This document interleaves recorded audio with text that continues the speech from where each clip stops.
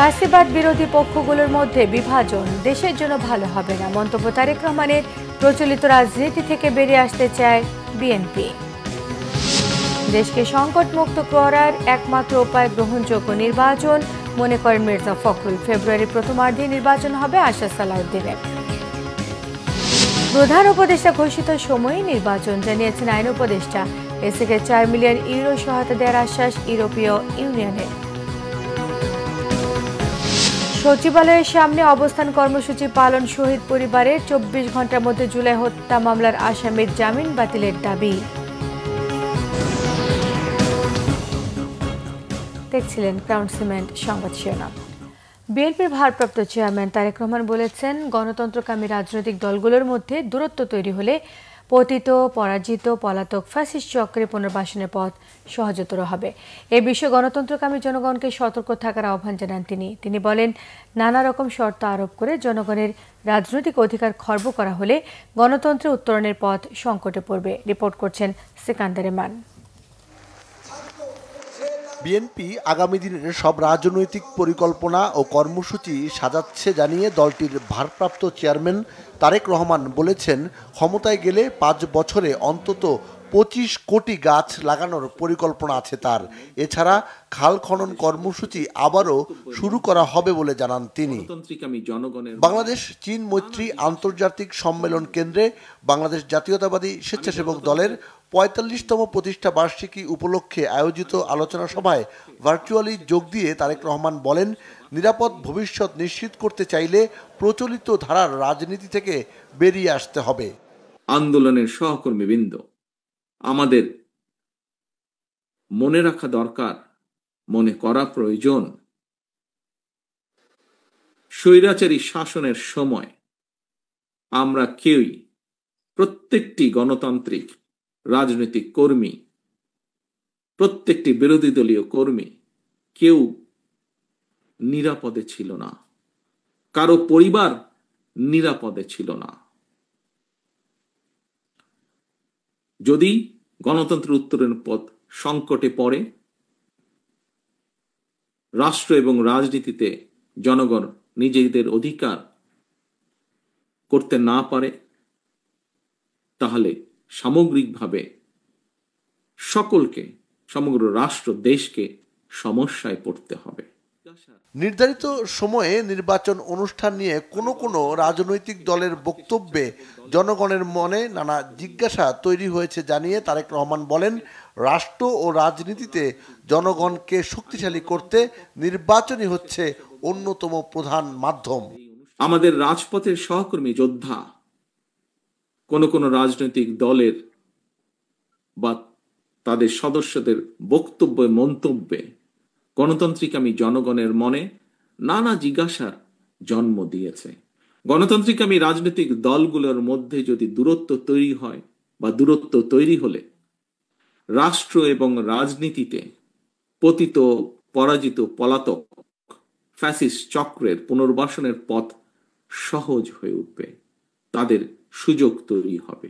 এই ব্যাপারে আমি গণতান্ত্রিক সারা দেশে প্রিয় গণতান্ত্রিক আমি জনগণের প্রতি সজাগ এবং সতর্ক থাকার বিনীত আহ্বান জানাই। সংবিধান কিংবা লিখিত বিধিবিধান দিয়ে ফ্যাসিবাদ ঠেকানো যায় না, তাই জনগণকে রাজনৈতিকভাবে শক্তিশালী করার বিকল্প নেই বলেও জানান তারেক রহমান। সিকান্দার রেমান, বাংলা ভিশন, ঢাকা। এদিকে বিএনপি মহাসচিব মির্জা ফখরুল ইসলাম আলমগীর বলেছেন, দেশকে সংকট মুক্ত করার একমাত্র উপায় হচ্ছে গ্রহণযোগ্য নির্বাচন। বিদ্যমান পদ্ধতিতেই ভোট গ্রহণের আহ্বান জানিয়েছেন ফখরুল। অন্যদিকে প্রধান উপদেষ্টার কথা অনুযায়ী ফেব্রুয়ারির প্রথম সপ্তাহে নির্বাচন হবে বলে বিএনপি বিশ্বাস করে জানিয়েছেন দলের স্থায়ী কমিটির সদস্য সালাউদ্দিন আহমেদ। তিনি আরও জানান, জুলাই সনদের বিষয়ে বিএনপি আপাতত ইতিবাচক। আর ডাকসু নির্বাচনে ছাত্রদলের অংশগ্রহণ ঠেকাতে মব সৃষ্টি করার অভিযোগ দলের সিনিয়র যুগ্ম মহাসচিব রুহুল কবির রিজভী আহমেদের। রিপোর্ট শুভ মাহফুজের। চিকিৎসা শেষে থাইল্যান্ড থেকে দেশে ফিরেছেন বিএনপি মহাসচিব মির্জা ফখরুল ইসলাম আলমগীর। বিমানবন্দরে তিনি সাংবাদিকদের জানান, দেশকে সংকটমুক্ত করতে একমাত্র উপায় গ্রহণযোগ্য নির্বাচন। পিআর পদ্ধতিতে নির্বাচন হলে জনগণের অধিকার পূরণ হবে না বলেও মন্তব্য করেন তিনি। আমরা খুব পরিষ্কার করে তো বলেছি যে আমরা পিআর পদ্ধতি কোনো মতে মেনে নেব, কারণ পিআর পদ্ধতি এই দেশের মানুষকে ইউজ না, তারা বোঝেও না, তারা ঠিক মতো জানেও না। কোনোদিন এটা ইভিএম আজকে কতদিন চেষ্টা করে ইভিএম বাদ দিতে হয়েছে, আর পিআর পদ্ধতি তো আমরা ইউজ না কোনোদিন। নির্বাচনই এখন একমাত্র উপায় যে বাংলাদেশকে যে সংকট আছে রাজনৈতিক এবং অর্থনৈতিক, সেই সংকট থেকে উদ্ধার করার একমাত্র পথ হচ্ছে নির্বাচন, এবং সেটা একটা অবাধ সুষ্ঠু নির্বাচন। রাজধানীর গুলশানে নিজ বাসভবনে রাজনৈতিক বিষয়ে সংবাদ সম্মেলন করেন বিএনপির স্থায়ী কমিটির সদস্য সালাহ উদ্দিন আহমেদ। প্রশাসন চলছে। সংবাদ সম্মেলনে জুলাই সনদের অঙ্গীকারের বেশ কিছু ধারা ও প্রস্তাবনা নিয়ে সংশয়ের কথা জানিয়ে তিনি বলেন, জুলাই সনদের বিষয়ে বিএনপি ইতিবাচক, তবে যে কোনো বিষয়ে প্রশ্ন তোলা নাগরিকের অধিকার হলেও সনদে সেটাকে উপেক্ষা করা হয়েছে। জুলাই সনদের বিষয়ে বিএনপির বক্তব্য স্পষ্ট করার কথাও জানান সালাহ উদ্দিন আহমেদ। আমাদের কি কারণ সংবিধান নেই? আমাদের তো সংবিধান আছে, হতে পারে সেটা রুগ্ন, এবং সেই সংবিধান বহাল আছে। সেই সংবিধানের উপর ভিত্তি করেই এই সরকার প্রতিষ্ঠিত হয়েছে, সাংবিধানিক প্রক্রিয়া প্রতিষ্ঠিত হয়েছে, রাষ্ট্র সাংবিধানিক প্রক্রিয়ার মধ্য দিয়ে চলছে। সংবিধান অনুযায়ী রাষ্ট্রের জুডিশিয়ারি চলছে, আইন কানুন চলছে, প্রশাসন চলছে। তো এই প্রক্রিয়ার সাথে সাংবিধানিক শূন্যতার প্রক্রিয়া মেলানো ঠিক হবে না। এদিকে স্বেচ্ছাসেবক দলের প্রতিষ্ঠাবার্ষিকী উপলক্ষে নেতাকর্মীদের নিয়ে শহীদ রাষ্ট্রপতি জিয়াউর রহমানের সমাধিতে শ্রদ্ধা নিবেদন শেষে বিএনপির সিনিয়র যুগ্ম মহাসচিব রুহুল কবির রিজভী অভিযোগ করেন, মব সৃষ্টির মাধ্যমে ডাকসু নির্বাচনে অংশ নিতে ছাত্রদলকে বাধা দেওয়া হচ্ছে। এই ডাকসু নির্বাচনে মনোনয়ন ফর্ম যাতে ছাত্রদল কিনতে না পারে, এই কারণে সেখানে মব তৈরি করে বাধা দেওয়া হচ্ছে। আজকে ডক্টর ইউনূস সাহেবের সরকার ক্ষমতায় থাকতে এই পরিস্থিতি কেন হবে? কেন হবে মহল্লায় মহল্লায়? কেন হবে গ্রামে গ্রামে, জেলায় জেলায়? আজকে আইন বহির্ভূতভাবে সেখানে মব সংস্কৃতি তৈরি হবে। সেখানে উশৃঙ্খল জনতা তারা কেন নিজের হাতে আইন তুলে নেবে? কারণ আজকে আইন প্রয়োগ ঠিক মতো হচ্ছে, এই কারণেই বেআইনি কর্মকাণ্ড আজকে হচ্ছে। ফ্যাসিবাদের আমলে রাজনৈতিক উদ্দেশ্যে তৈরিকৃত ভোট কেন্দ্রগুলো বাতিলের পাশাপাশি ভোটাররা যাতে নির্বিঘ্নে ভোট কেন্দ্রে যেতে পারে সেটিও নিশ্চিত করার দাবি জানান বিএনপির এই নেতা। প্রায় 16 বছর 17 বছর পর তারা নির্বিঘ্নে নিরাপত্তার সাথে ভোট কেন্দ্রে যাবে, সেই ব্যবস্থা, সেই পরিবেশ নির্বাচন কমিশনকে তৈরি করতে হবে। শুভ মাহফুজ, বাংলা ভিশন, ঢাকা। প্রধান উপদেষ্টার ঘোষিত সময় অনুযায়ী নির্বাচন অনুষ্ঠানের প্রক্রিয়া শুরু হয়েছে জানিয়েছেন আইন উপদেষ্টা ডক্টর আসিফ নজরুল। মঙ্গলবার সচিবালয়ে সাংবাদিকদের প্রশ্নের জবাবে তিনি এসব কথা জানান। তিনি আরও বলেন, প্রধান উপদেষ্টা ডক্টর মোহাম্মদ ইউনূস নির্বাচন নিয়ে যে প্রতিশ্রুতি দিয়েছেন তা থেকে পিছিয়ে আসার কোনো সুযোগ নেই। বক্তব্যের দিক দিয়ে রাজনৈতিক দলগুলোর গুণগত মান পরিবর্তন হয়নি মন্তব্য করে তিনি জানান, এর জন্য তারা নির্বাচন নিয়ে নানা কথা বলছে। উপদেষ্টা আসিফ নজরুল আরও জানান, দুদক আইন এবং নির্বাচন সংস্কার কমিশন যে সুপারিশগুলো করেছে তা আগামী 2 মাসের মধ্যে আইনে পরিণত করা হবে। নির্বাচন অনুষ্ঠানে সরকার দৃঢ় প্রতিজ্ঞ, সকল কিছুই আমাদের যত স্টেপস আছে সকল কিছু আমরা মাথার মধ্যে এটাই রাখছি যে ফেব্রুয়ারিতে নির্বাচন, আমরা ফেব্রুয়ারিতে চলে যাব। এখন রাজনৈতিক দল তো বিভিন্ন উদ্দেশ্যে বিভিন্ন কথা বলে, এবং ওইটা তো একটা রাজনীতির প্রক্রিয়া, আপনারা তো এটা সবসময় দেখছেনই। এখন বাংলাদেশে যারা ট্র্যাডিশনালি যে সমস্ত রাজনৈতিক কথাবার্তা হতো, এখনও ঠিক ওই রকমভাবেই কথাবার্তা হচ্ছে, কথাবার্তা খুব বেশি গুণগত পরিবর্তন হয় নাই। গণতান্ত্রিক উত্তরণে বাংলাদেশের সঙ্গে কাজ করছে ইউরোপীয় ইউনিয়ন। একই সঙ্গে আগামী নির্বাচনকে সামনে রেখে এসিকে 4 মিলিয়ন ইউরো সহায়তা দেওয়ার কথা জানিয়েছেন ঢাকায় নিযুক্ত ইউ এর রাষ্ট্রদূত মাইকেল মিলার। সংস্থাটি ভোটার এডুকেশন সহ স্থানীয় পর্যবেক্ষকদের প্রশিক্ষণে কাজ করার আশ্বাস দিয়েছে।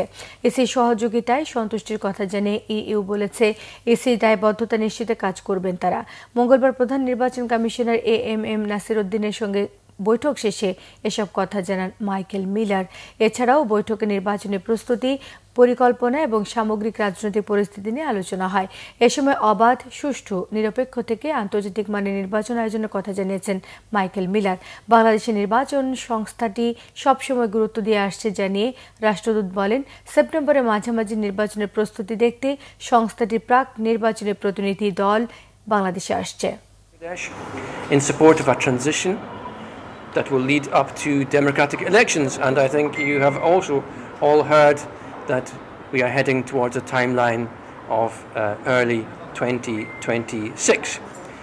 Specifically, I came today to announce to the Bangladesh Election Commission that the European Union will provide a support package in excess of €4 million to help Bangladesh run elections in line with international standards.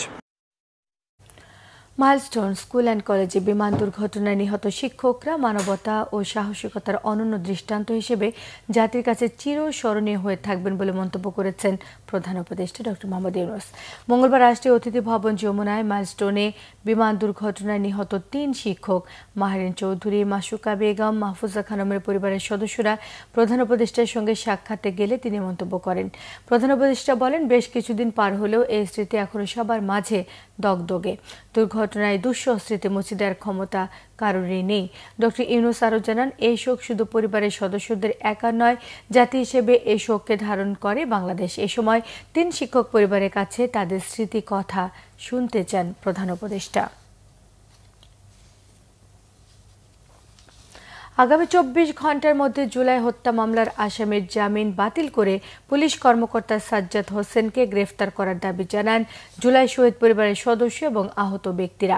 দাবি না মানলে রবিবার থেকে যমুনা এবং সচিবালয় ঘেরাও করা হবে বলে হুঁশিয়ারি দিয়েছেন তারা। এ সময় অন্তর্বর্তী সরকারের আইন উপদেষ্টা অধ্যাপক আসিফ নজরুলের পদত্যাগ দাবি করেছেন আন্দোলনকারীরা। এসএম ফয়েজের রিপোর্ট। দাবি আদায়ে আলটিমেটাম দিয়ে সচিবালয়ের সামনের সড়ক ছেড়েছেন জুলাই শহীদ পরিবারের সদস্য ও আহত ব্যক্তিরা। এর আগে সচিবালয়ের সামনে সড়ক অবরোধ করেন তারা। এ সময় পুলিশের সঙ্গে ধস্তাধস্তি হয় আন্দোলনকারীদের। জুলাই শহীদ পরিবার ও আহত ব্যক্তিদের অভিযোগ, অর্থের বিনিময়ে জুলাই গণহত্যার আসামিরা জামিন নিচ্ছেন। এক্ষেত্রে সরকারের ভূমিকা নিয়েও প্রশ্ন তাদের। আসিফ নজরুল স্যার যতক্ষণ পর্যন্ত পদত্যাগ না করবে, যিনি টাকার বাণিজ্য করে সচিবালয় বিভিন্ন রেঞ্জের বিচারপতিরা তার নির্দেশে আসামিদেরকে তাদের ছেড়ে দিচ্ছে, আমরা কিন্তু আজ পর্যন্ত বিচারের জন্য কোনো অগ্রগতি হয় নাই, কোনো বিশ্বমান হয় নাই। আমার ছেলে লক্ষ্মীবাজার সরদি কলেজ স্টুডেন্ট ছিলেন, পেশাগত ফিলিংসার ছিলেন, আমার একমাত্র ঘরের বাতি নিভে গেছে, তাই আমি বিচার চাই আপনাদের মাধ্যমে। এই 850 পরিবারের হত্যাকারীদের বিচার যদি তদন্তের অভাবে পড়ে থাকে, এর থেকে বড় হাস্যকর আর কি হতে পারে। শহীদ পরিবার কাউকে ভয় পায় না উল্লেখ করে তারা হুঁশিয়ারি দিয়ে বলেন, জুলাইয়ে আহত ব্যক্তিরা আবারও রাস্তায় নামলে পরিণাম ভালো হবে না। কোর্ট বেঞ্চ ঘুরে ঘুরে দেখলাম এই পর্যন্ত যত রাঘব বোয়াল আছে পুলিশের সহ এবং দোষরদের খুনিদের সমস্তদেরকে তারা টাকা খেয়ে খেয়ে আইন মন্ত্রণালয় থেকে তারা তবদিল করে জামিন নিয়ে চলে যাচ্ছে। যেই বেঞ্চগুলো থেকে জামিন দিয়েছে 2-4-5টা বেঞ্চ, সেখানকার বিচারপতিদেরকে অবিলম্বে তাদেরকে সেখান থেকে প্রত্যাহার করে বা বরখাস্ত করে তাদের শাস্তির আওতায় আনার জন্য আবেদন জানাচ্ছি। পুলিশ বলছে জুলাই শহীদ পরিবার তাদের দাবি কর্তৃপক্ষের কাছে পৌঁছে দিবেন। 144 জারি করা থাকে, এখন আমাদের পুলিশ সদস্য কিন্তু তাদেরকে বাধা দেওয়ার চেষ্টা করেছে। কথাবার্তা বলেছি, তাদের যে দাবিগুলো শুনেছি, আমি দেখি ভিতরেও কথা বলেছি। কথা বলার পরে দুইটার একটা সমন্বয় করে একটা সমাধানের জন্য আমি একটা পথ খোঁজার চেষ্টা করতেছি। গেল 1 বছরে খুনিদের বিচার না হওয়ায় হতাশা প্রকাশ করেন আন্দোলনকারীরা। এসএম ফয়েজ, বাংলা ভিশন, ঢাকা। ঢাকা বিশ্ববিদ্যালয় ছাত্র সংসদ ডাকসু নির্বাচনে শেষ দিনে ফর্ম কিনছেন প্রার্থীরা। এই সকল ফর্ম জমা দেওয়া যাবে আজ পর্যন্ত। ফর্ম সংগ্রহের জন্য একদিন সময় বাড়ানোর সিদ্ধান্তে বিশ্ববিদ্যালয় প্রশাসনের সমালোচনা করছে ছাত্র শিবির। এদিকে ডাকসু নির্বাচনে প্রতিরোধ পরিষদ প্যানেলে প্রতিদ্বন্দ্বিতা করবেন বামপন্থী ছাত্র সংগঠনের নেতাকর্মীরা। ডাকসু নির্বাচন কমিশনার অধ্যাপক জসিমউদ্দিন জানান, 28টি পদে 658 জন ফর্ম সংগ্রহ করেছেন। রিপোর্ট করছেন মহিবুল্লাহ মহিব। ঢাকা বিশ্ববিদ্যালয়ের ডাকসু নির্বাচনে ফরম সংগ্রহের জন্য নির্ধারিত সময়ের চেয়ে একদিন বাড়ায় নির্বাচন কমিশন। শেষ দিনেও বিভিন্ন পদে ফরম সংগ্রহ করেন প্রার্থীরা। আমি 40,000 সাধারণ শিক্ষার্থীদের জন্য কাজ করতে চাই। সেই সুবাদে আজকে আমি ছাত্রদলের পক্ষ থেকে আমার নমিনেশন পেপার উত্তোলন করেছি। আমার পার্সোনালি মনে হয়েছে যে শিবিরের সাথে যদি আমি জোট করি তাহলে আমার উইন হওয়ার সম্ভাবনা বেশি। সমস্যা ডিটেক্ট করার যে অ্যাবিলিটিটা, এই অ্যাবিলিটিটা আমার আছে এবং এই সমস্যার যে যদি আমি ডিটেক্ট করতে পারি সেই জায়গা থেকে আমি সমাধানও করতে পারবো। এই বিশ্ববিদ্যালয়ে আসার পর থেকে প্রত্যেকটা আন্দোলন কিংবা যৌক্তিক দাবিতে আমি সর্বদা সোচ্চার থেকেছি। তো এখন ডাকসুতে আমার একটা সুযোগ এসেছে যে শিক্ষার্থীদের সেবা করার জন্য, এবং আমি চাই সেই সুযোগ থেকে বঞ্চিত যেন না হই। এদিকে ফরম জমা দেওয়ার আরও একদিন হাতে থাকলেও অনেকে জমা দিয়েছেন আগে ভাগে। সাধারণ শিক্ষার্থী ঐক্যজোটের ব্যানারে ফর্ম জমা দিয়েছে ইসলামী ছাত্র শিবির। একটি বিশেষ দলকে সুবিধা দিতেই বিশ্ববিদ্যালয় কর্তৃপক্ষ একদিন সময় বাড়িয়েছে বলে অভিযোগ তাদের। আমরা দেখেছি বিশ্ববিদ্যালয়ের সামগ্রিক প্রশাসনে বিশ্ববিদ্যালয়ের প্রক্টর থেকে শুরু করে নানান পর্যায়ে নানান প্রভোস্ট এবং বিভিন্ন কমিটিতে নির্দিষ্ট একটি দলের পক্ষপাতদুষ্ট আচরণ লক্ষ্য করেছি। তো আমরা খুব দ্রুত সময়ের মধ্যে আমাদের ইশতেহার ঘোষণা করব এবং আমরা চাই এই ডাকসুটা একটি স্বতঃস্ফূর্ত ডাকসু হোক এবং এই ডাকসুর মাধ্যমে যারাই বিজয় হয়ে আসবে আমরা সবাইকে সাধুবাদ জানাতে প্রস্তুত আছি। গণতান্ত্রিক শিক্ষার্থীদের ঐক্যের ভিত্তিতে প্যানেল ঘোষণা করেছে ছাত্র ইউনিয়ন। বামপন্থী ছাত্র সংগঠনগুলোর বাইরেও অনেক শিক্ষার্থী এই প্যানেলে প্রার্থী হয়েছেন বলে জানান নেতারা। আমাদের প্যানেলে কোনো উপজাতি নাই, আমাদের প্যানেলে 3 জন আদিবাসী প্রতিনিধি আছে। আপনারা জানেন আমাদের ক্যাম্পাসের একটি বড় সমস্যা হচ্ছে এই ক্যাম্পাস যারা ডিফারেন্টলি এবল, যারা নানান রকম শারীরিক প্রতিবন্ধকতার মধ্যে দিয়ে যান, তাদের জন্য উপযুক্ত নয়। আমরা খুবই গর্বিত আনন্দিত যে আমাদের সঙ্গে এই ডিফারেন্টলি এবল যেই কমিউনিটি, সেই কমিউনিটির হয়ে দীর্ঘদিন যিনি লড়াই করেছেন এরকম মানুষও আমাদের সঙ্গে এই মুহূর্তে সম্পৃক্ত রয়েছেন। প্রতিরোধ পর্ষদ নামে এই প্যানেলের ঘোষণা দেন বিপ্লবী ছাত্র মৈত্রীর সাধারণ সম্পাদক জুবেল। আমাদের এই পর্ষদের নাম হবে প্রতিরোধ পর্ষদ। মুহিবুল্লাহ মুহিব, বাংলা ভিশন, ঢাকা। এবারে সোশ্যাল ইসলামী ব্যাংক অর্থ বাণিজ্য সংবাদ।